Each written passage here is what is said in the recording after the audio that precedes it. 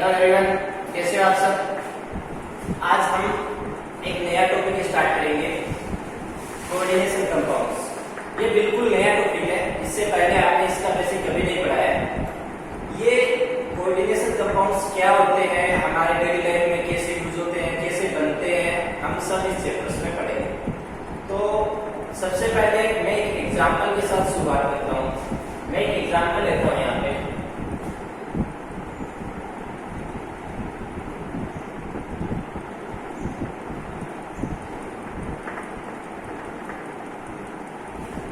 ये एक coordination compound है। यहाँ पे कोबाल्ट, उसके बाद में अमोनिया, उसके बाद में क्लोराइड और पॉजिटिव आयन। तो इसकी मैं जब स्ट्रक्चर बनाता हूँ, आपको मैं दो स्ट्रक्चर बना के दिखाता हूँ यहाँ पे।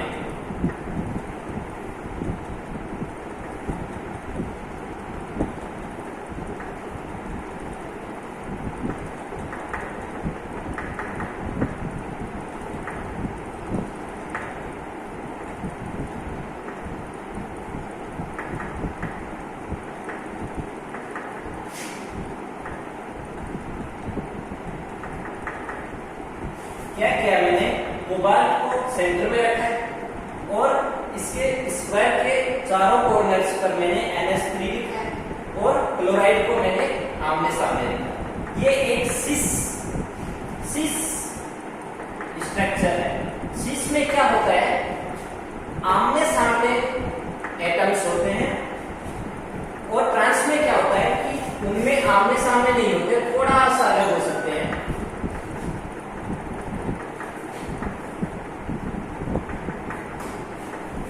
मैं क्या करूं, यहाँ पे एक क्लोरीन है, उसको यहां से हटा के इस साइड कर देता हूं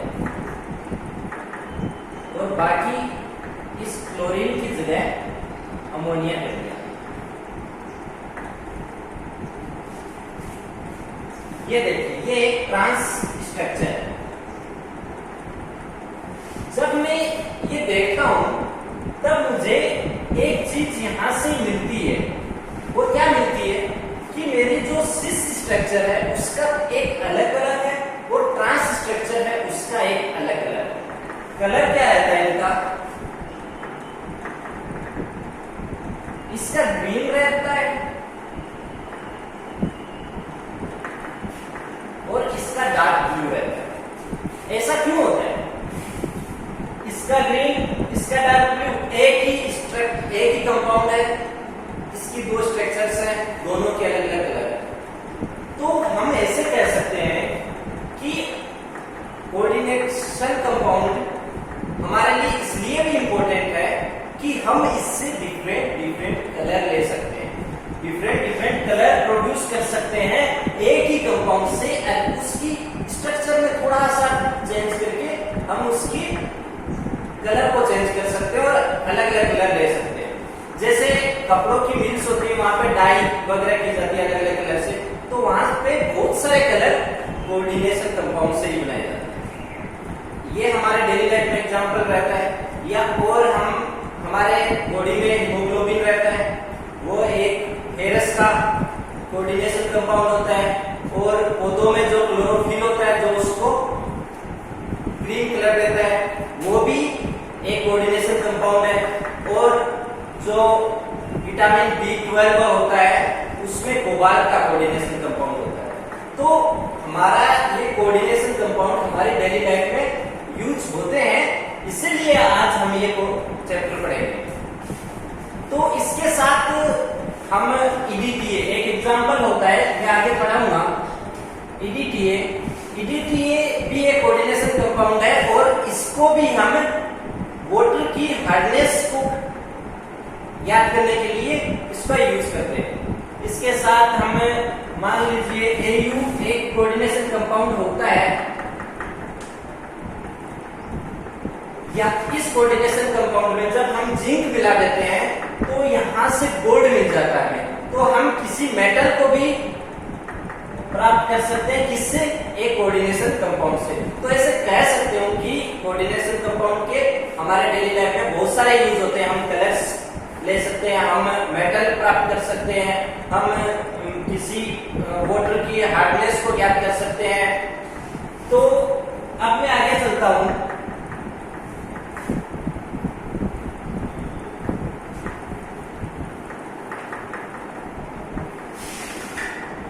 और एक कोऑर्डिनेशन कंपाउंड लिखता हूं मैं यहां पे।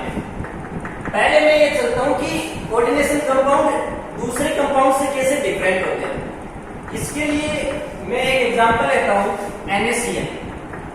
ये क्या है? ये एक सिंपल साल्ट है, सामान्य लवण। हिंदी में बोलेंगे सामान्य लवण। ये एक सिंपल साल्ट है जो हम डेली यूज करते हैं घरों में, नमक। इसको क्या करते हैं कि जब भी इसको पानी में घुलाते हैं हम, ये पूरा घुल जाता है, पूरा डिजोल्व हो जाता है उसमें। इसमें होता क्या, जब इसको पानी में डालेंगे NaCl को, तो इसका हमारे पास कुछ भी नहीं बचेगा, ये पूरा डिजोल्व हो जाएगा। दूसरा एक सोल्ट होता है, दूसरा टाइप होता है इसका,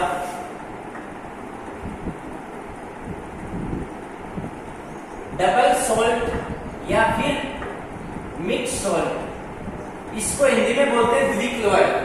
तो द्विक लवण में क्या होता है कि इसका एक फेमस एग्जांपल है मोहर लवण।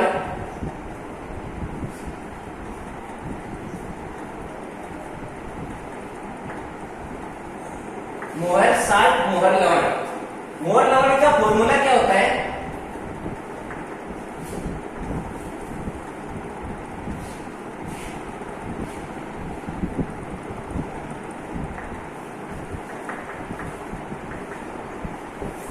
ये मोहर लवण का फॉर्मूला होता है। इनमें क्या होता है, जब सामान्य जो नॉर्मल सोल्ट होता है उसको जब पानी में डुबोते हैं तो हमारे पास कुछ नहीं बचता, वो उसमें डिजोल्व हो जाता है। जब ये डबल साल्ट या फिर बोले मिक्स सोल्ट है, इसका एक एग्जांपल या मोहर सोल्ट, जब इसको हम पानी में डुबोते हैं, पानी में मिलाते हैं, तो हमारे को क्या मिलता है? हमें इन सबके आयंस मिल जाते हैं। आयंस मिलते हैं, कैसे मिलते हैं? मान लीजिए मैंने इसको पानी में डुबोया, पानी में मिलाया, तो यहाँ पे मेरे को Fe+3 भी मिलता है, Fe+2 सॉरी। यहाँ पे मुझे NH4+ भी मिलता है, यहाँ पे मुझे SO4- 2 भी मिलता है। क्या क्या? Fe+2, SO4-2, ये हमारे पास NH4+ और SO4-2 फिर से, और वाटर तो वाटर में हो गए। तो मैं कह सकता हूं कि जब डबल सोल्ट या मिक्स सोल्ट को पानी में हम घुलाते हैं तो हमें सभी आयंस अलग अलग मिल जाते हैं। हम सभी आयंस को अलग कर सकते हैं आराम से, तो हमारे लिए ये फायदा है इसका। तो और जब नॉर्मल सोल्ट होता है उसका हमारे पास कोई आयंस नहीं मिलते, और जब डबल सोल्ट लेते हैं उससे हमें सभी आयंस मिल जाते हैं। इसका एक और एग्जांपल लेता हूं, फिटकरी। फिटकरी इसका एग्जांपल एक और है।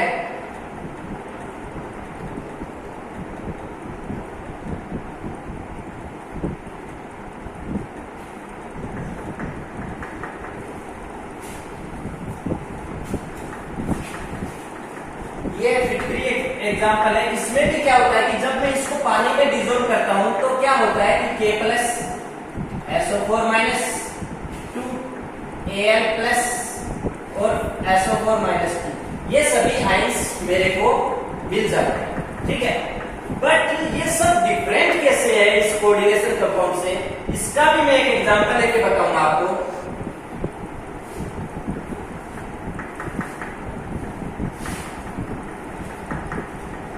कोऑर्डिनेशन कंपाउंड का एक एग्जांपल लेता हूं मैं यहाँ पे, K4FeCl का होल 4। ये एग्जांपल, जब मैं इसको पानी में मिलाता हूं तो मुझे क्या मिलता है? मुझे जैसे डबल सोल्ट में मिलता था सभी आयंस मिलते थे, क्या मेरे को यहाँ भी सभी आयंस मिलेंगे? नहीं, मेरे को यहाँ पे सभी आयंस नहीं मिलेंगे। क्यों नहीं मिलेंगे ये मैं देखता हूँ कि पहले तो इसको मैं क्या क्या आयंस मिलेंगे वो देखता हूँ। तो K4FeS4, इसको मैं जब K के ऊपर पॉजिटिव, पोटेशियम पे पॉजिटिव चार्ज होता है, और यहाँ पे ये जो 4 होता है ये इसकी वैलेंसी होती है। ठीक है, और यहाँ पे जो होती है वो इसकी वैलेंसी होती है। ठीक है, तो यहाँ पे क्या 1, इसकी वैलेंसी 1 है। FeCl का होल 4 का वैलेंसी ये होगी -4। अब यहाँ पे ध्यान से देखिए, यहाँ पे तो इस कंपाउंड पे -4 है और इस पे ओनली +1 है, बट यहाँ तो न्यूट्रल है ये कंपाउंड। तो इसके लिए हम क्या करेंगे कि इस वाले पे, इसका मतलब ये है कि ये पोटेशियम के 4 एटम है यहाँ पे हमारे पास, क्योंकि अगर 4 नहीं लेंगे तो ये पूरा हमारा न्यूट्रल नहीं हो पाएगा, क्योंकि इस पे -4 है। अब इस पे पूरा देखिए +4 हो गया और ये न्यूट्रल हो गया। तो जब हम इसको पानी में मिलाते हैं तो हमें क्या मिलता है, इसके 4 आयंस मिलते हैं और इसका 1 आयन मिलता है, तो हमें टोटल 5 आयन मिलते हैं। हमें क्या नहीं मिलते इसमें, हमें नहीं मिलता फेरस आयन नहीं मिलता, हमें क्या नहीं मिलता, साइनाइड आयन नहीं मिलता। तो ये क्यों अलग है, ये क्यों नहीं मिलते, ये नॉर्मल कंडीशंस पे नहीं मिलते। जब हम इसका हाई टेम्परेचर कर देंगे या फिर इसमें स्ट्रॉन्ग एसिड या स्ट्रॉन्ग बेस मिला देंगे तब ये जरूर मिल सकते हैं, बट नॉर्मल कंडीशन में हमें फेरस आयन या साइनाइड आयन नहीं मिलते। ओनली इस कंपाउंड का 1 आयन मिलता है, बाहर वाले का 4 आयन मिले हमें, पर अंदर वाले जो भी इसमें फेरस और साइनाइड है उनका कोई भी आयन नहीं मिल रहा है। ये क्यों नहीं मिल रहा है, ये इसलिए नहीं मिल रहा है कि ये एक कोऑर्डिनेशन बॉन्ड्स से बंधे हुए कोऑर्डिनेशन कंपाउंड्स है, ये कोऑर्डिनेशन बॉन्ड से बंधे हुए कोऑर्डिनेशन कंपाउंड्स है। अब देखिए आप कि इस एग्जांपल को ही लूंगा मैं,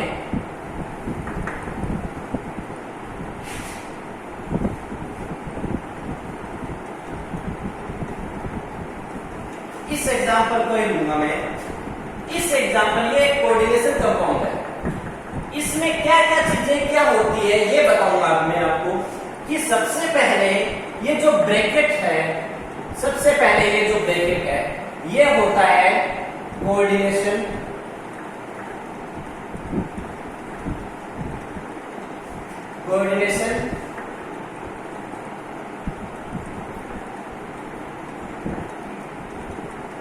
स्पेयर, कोऑर्डिनेशन स्पेयर, या फिर इसको बोल सकते हैं अपन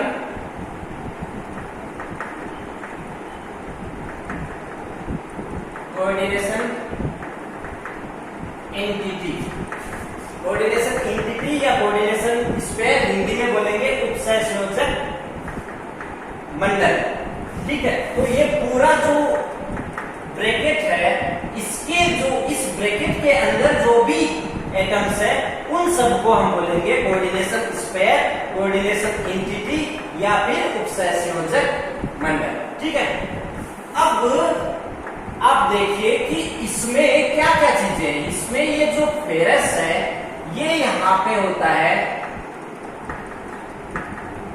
सेंटर एटम, केंद्र का अणु, केंद्र का परमाणु, ये होता है सेंट्रल एटम। और ये जो CN होता है ये बहुत इंपॉर्टेंट होता है यहाँ पे, ये होता है लिगेंड, ये यहाँ पे लिगेंड होता है। अब मैं, और ये बाहर वाला जो K होता है पोटेशियम है यहाँ पे, इनको काउंटर आयंस या फिर हिंदी में बोलेंगे प्रति आयन, प्रति आयन। अब इनमें क्या चीजें क्या होती है, लिगेंड क्या होता है और सेंट्रल एटम में क्या ऐसी क्वालिटी है कि ये कोऑर्डिनेशन कंपाउंड बनाते हैं, ये बताएंगे। पहले हम लिगेंड की बात करते हैं।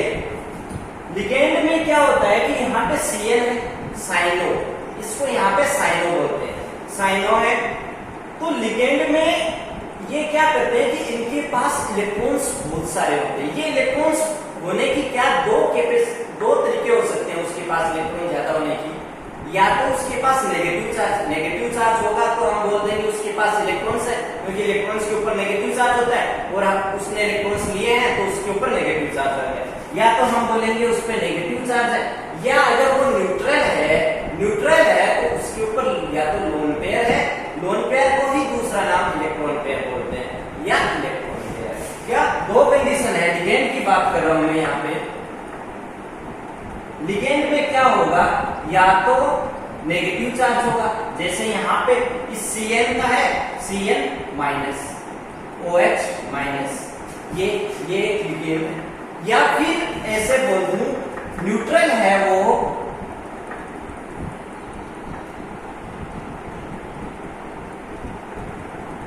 न्यूट्रल है तो उसके ऊपर लोन पेयर हो सकता है NH3 अमोनिया। अमोनिया के नाइट्रोजन के ऊपर क्या है, एक लोन पेयर होता है। ऐसे ही H2O एक्वा, जो वाटर होता है उसको यहाँ पे एक्वा बोलते हैं, और एक्वा यहाँ पे क्या होगा, दो लोन पेयर होता है। तो लिगेंड में क्या होता है कि या तो वो नेगेटिव चार्ज का होगा या वो न्यूट्रल होगा। क्यों? क्योंकि वो इलेक्ट्रॉन देने की क्षमता रखता है, इलेक्ट्रॉन देने की पावर रखता है। इलेक्ट्रॉन देने की पावर रखता है, आपने पहले पढ़ा होगा एक लुईस बेस।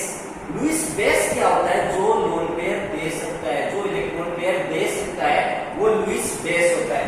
मतलब मैं यहाँ पे ऐसे कह सकता हूं कि लिगेंड नेगेटिव चार्ज का होगा या फिर न्यूट्रल का होगा तो उसके पास लोन पेयर होगा।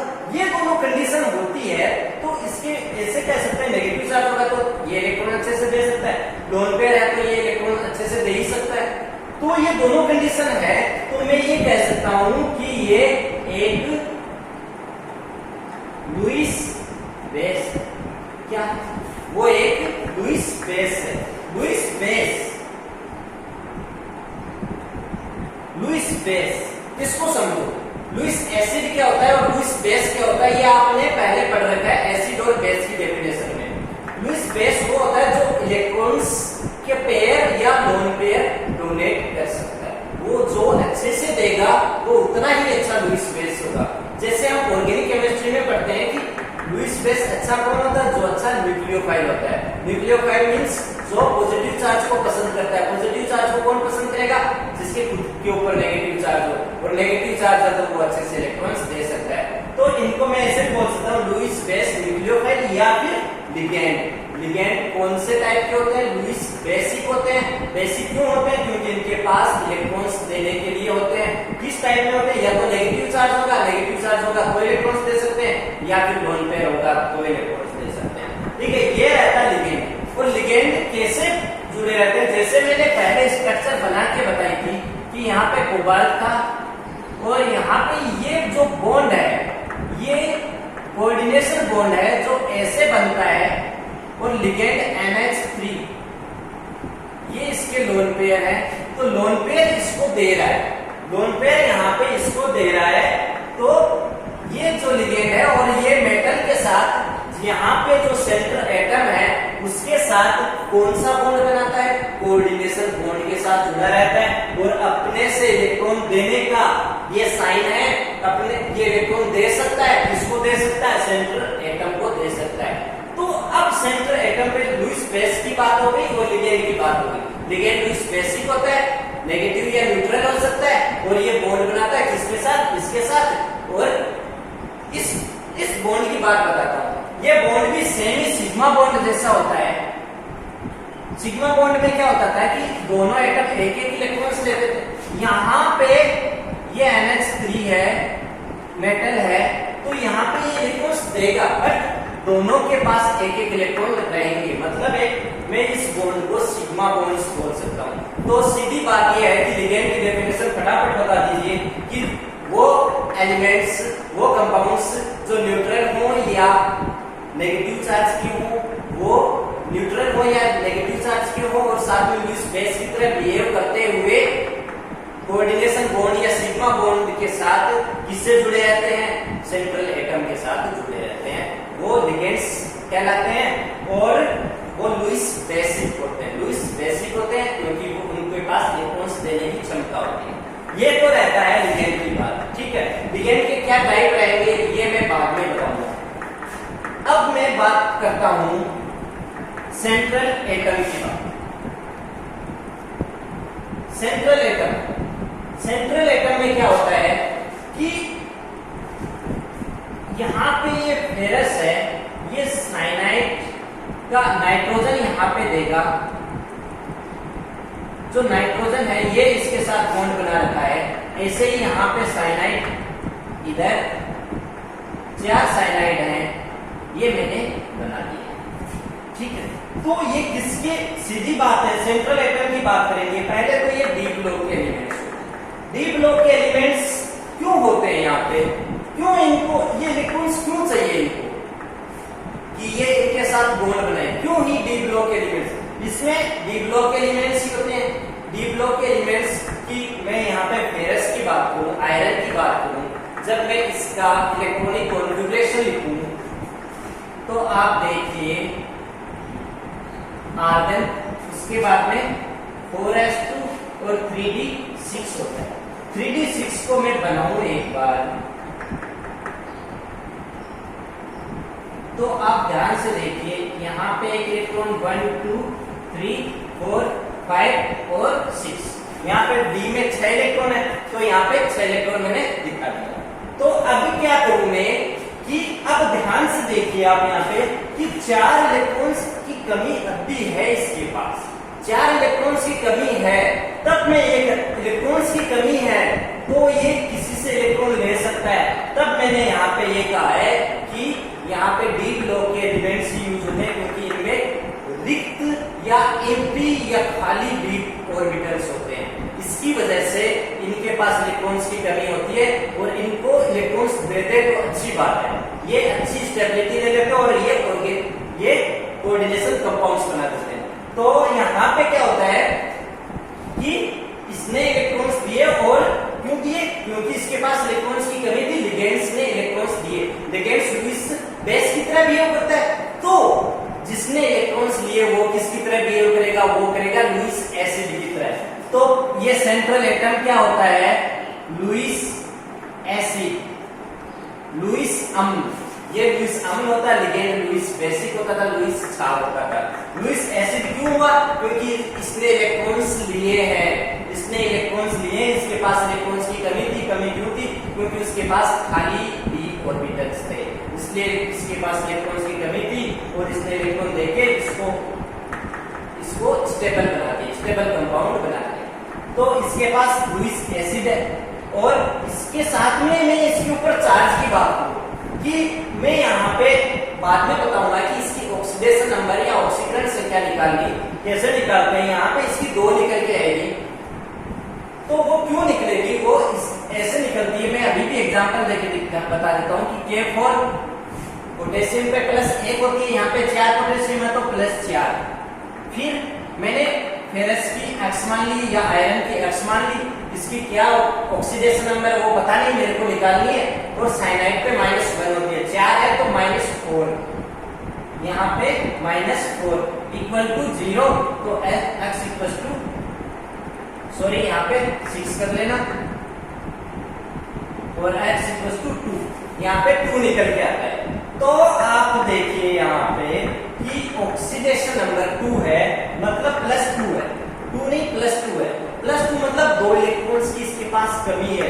मतलब मैं ये कहूँ इसके पास ये नहीं होगा इसका, ये तो नॉर्मल आयरन का होता है इलेक्ट्रॉनिक कॉन्फ़िगरेशन। Fe+2 का क्या होगा, यहाँ पे Fe+2 है, क्यों है, क्योंकि मैंने इसके ऑक्सीडेशन नंबर निकाल के दिखाया है कि Fe+2 है तो इसके पास 2 इलेक्ट्रॉन और गए होंगे। अब इसके पास 6 इलेक्ट्रॉन्स की कमी है, 4 इलेक्ट्रॉन है, डी में मैक्सिमम 10 आ सकते हैं, 6 और आते ही ये स्टेबल हो जाएगा और 6 मेरे को किससे दिए हैं, Cn से मिले हैं। तो ये सारी जैसे हम ऑर्गेनिक में बनाते हैं जो कोवेलेंट बॉन्ड बनाते हैं, सेम वैसा ही होता है, थोड़ा सा डिफरेंट है इसका और इनके बनाने के तरीके का, बस इतना ही डिफरेंट है। क्यों बना है, क्योंकि इसके पास इलेक्ट्रॉन्स की कमी थी, इसके ऊपर +2 चार्ज था, तो मैं ऐसे कह सकता हूं कि अब ये जो सेंट्रल एटम है वो पॉजिटिव चार्ज का होता है। क्यों होता है, क्योंकि इसके पास इलेक्ट्रॉन्स की कमी होती है, कोई ना कोई पॉजिटिव चार्ज होगा उसके पास, या तो निकल +2 हो सकता है, कोबाल्ट +2 हो सकता है, Fe+3 हो सकता है, कुछ भी प्लस चार्ज वाले होंगे, साथ में प्लस चार्ज वाले होंगे, तो इसके पास इलेक्ट्रॉन्स की कमी होगी और ये किससे, लिगेंड से इलेक्ट्रॉन्स लेना चाहेगा, लिगेंड से इलेक्ट्रॉन्स लेना चाहता है। तो मैं ये कह सकता हूँ कि इसकी क्या प्रॉपर्टी रहती है, लुईस एसिड होता है, क्यों, क्योंकि ये इलेक्ट्रॉन्स लेता है और प्लस चार्ज वाले होते हैं। सेंट्रल एटम की ये बात होगी, ठीक है। अब मैं बात करता हूं कि ये तो मैंने बता दिया, ये पूरा जो ब्रैकेट रहता है ये कोऑर्डिनेशन स्फीयर या कोऑर्डिनेशन एंटिटी कहते हैं इसको, या उपसय संयोजक मंडल बोलते हैं इसको, और ये सेंट्रल एटम होता है, ये लिगेंड होता है, और ये काउंटर आयन्स होते हैं, काउंटर आयन्स या फिर प्रति आयन बोल सकते हैं इसको, ठीक है। और इस पूरे को कोऑर्डिनेशन कंपाउंड बोलते हैं। और अब हम चलते हैं अगले वाले लेक्चर में, देखेंगे कि कैसे लिगेंड्स के टाइप होते हैं और कैसे इनके बनने के